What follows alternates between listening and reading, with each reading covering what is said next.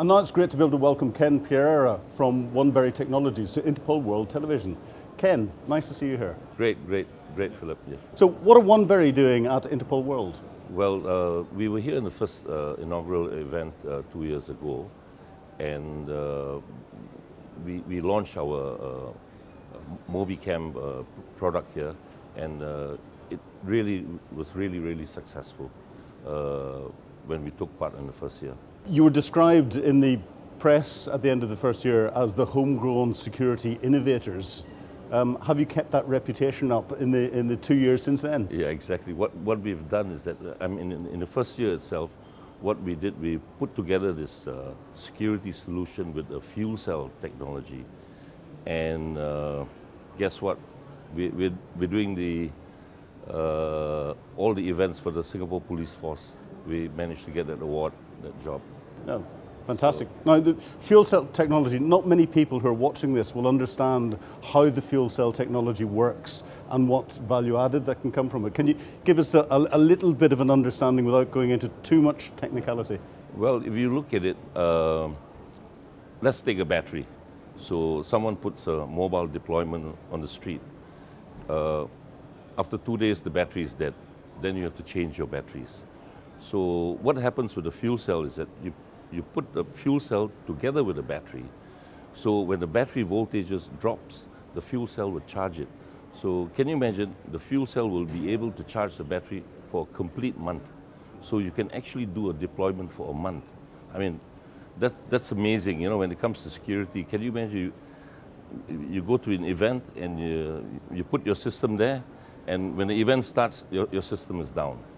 And with today, the usage of manpower, the productivity, especially in Singapore, everything is about productivity, innovating, and I think that is really kept us on. And right now we are doing about more than 1,000 deployments with fuel cells.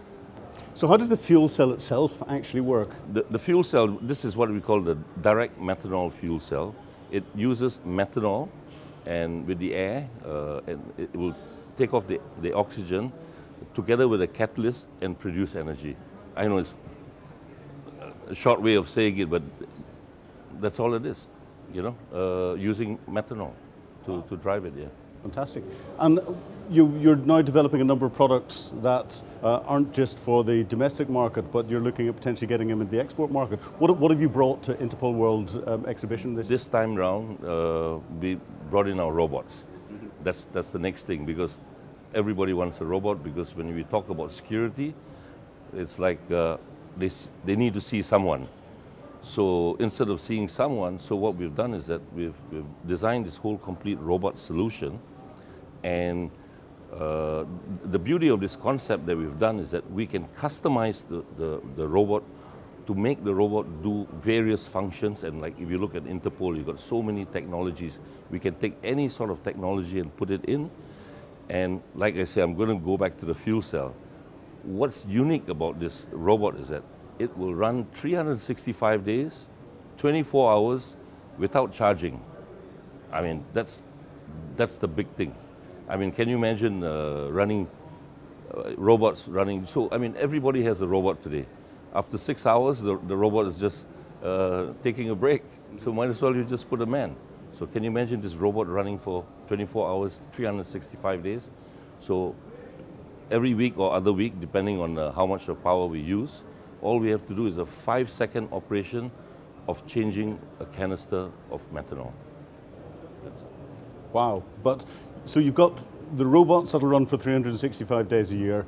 You've got deployable CCTV capability that can deploy for a month. What are the connectivity issues that you've got? Because Singapore is a big city and connecting things is difficult in built-up areas. Yeah, but we currently use 4G technology, and sometimes we do Wi-Fi to the nearest point where we can get our fiber lines. Wasn't that difficult for us, because I mean, we have the infrastructure here.